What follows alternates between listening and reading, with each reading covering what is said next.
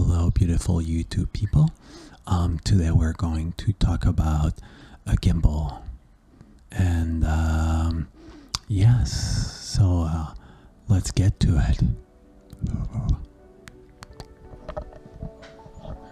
So before I start this video, I just want to ask you to go down in the comment section and please leave me a nasty comment, because that's why YouTube exists, right? That's why the internet exists. You know, people like me who do their craft for like so many years, we really like to receive your nasty comments. So please give me more nasty comments. Please share that video on Reddit and on every social media and tell all your friends that I'm an idiot.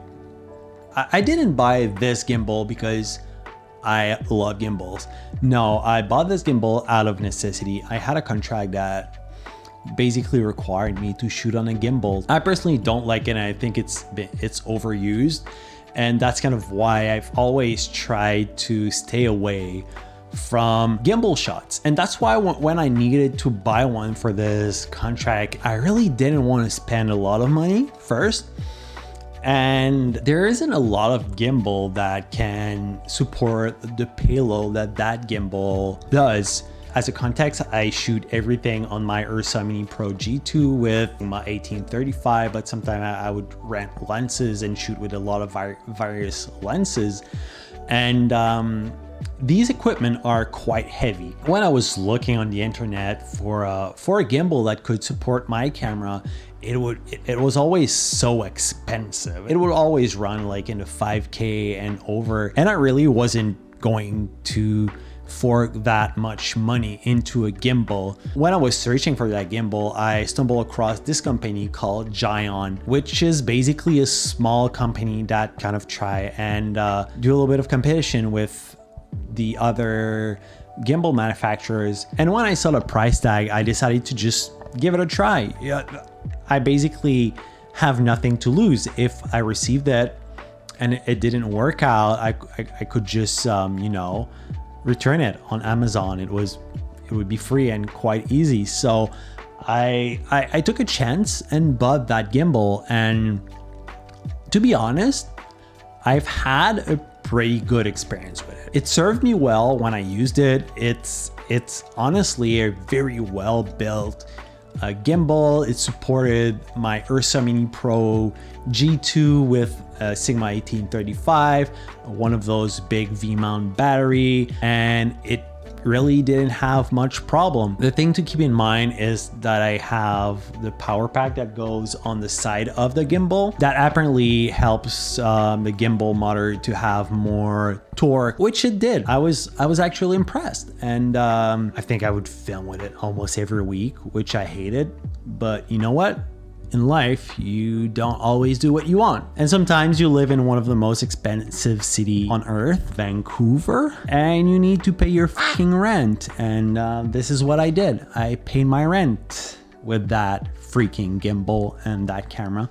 In terms of usage, I'd say it was fairly easy to use, as I think every gimbal are. Balancing a gimbal is always kind of a pain in the ass. At first, it took me like a good 15-20 minutes to balance it, but by the end of me using that gimbal, I could get it balanced in a matter of minutes. I go on set, put my gimbal down, put my camera on, fine tune it, and I was ready to roll. And to be honest, I never really had any issues with that gimbal. It's been a very reliable tool, which is fun. You know, when you buy a tool for work, you want it to work. And this did that. It worked. It worked. There's only one little thing that you need to be aware of. You need the power, like the big external power supply. Because if you don't have that, what I found is that your gimbal is gonna shake and vibrate because your motors do not have enough torque. And when it comes to build quality, I think this is one of the best cheap gimbal out there because it felt really solid in the hand, and it's quite heavy. It's like a big heavy beast. You really cannot operate that if you're a weak sauce. You really have to have big guns. Like, look at those big guns. Have you ever seen something like that? Probably not. That's years and years of yoga and beer.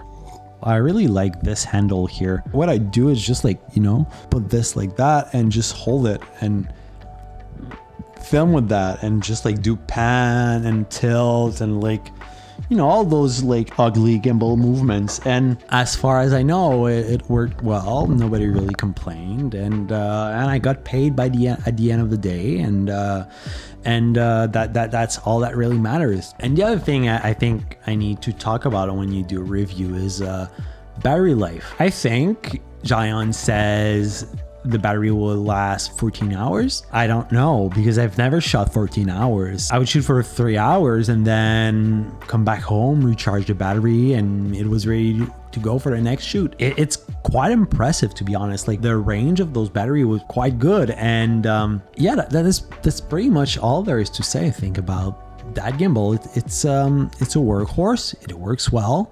Would I recommend it? I guess yes. That's pretty much all there is to say, think about a gimbal. A gimbal is a gimbal in the end of the day, and if your gimbal works, that's all that really matters. But then I need to address one thing, like, because I'm getting rid of it.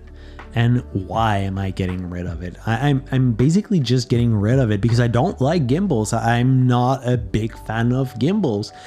And I could make a whole video about why I don't like gimbals and why I think people should stop shooting with gimbals. I just don't like it. I think a lot of people use gimbals as a crutch. And to me, this is one of the main reasons why I don't use gimbal. Like 90% of my work is shot handheld, shoulder rig, or tripod. And I don't really see why I would keep that gimbal. Like, since I stopped working on that contract, I haven't used it once, and there isn't one time where I was like, oh, I should, you know, go out and take some gimbal shot. I just don't like gimbal shots. I just don't like it. And I think that if gimbal shots are what I need, I'll rent a freaking gimbal, or I'll hire somebody who shoots Steadicams, because gimbal and Steadicams do not have the same look. In the end, should you need a gimbal to put your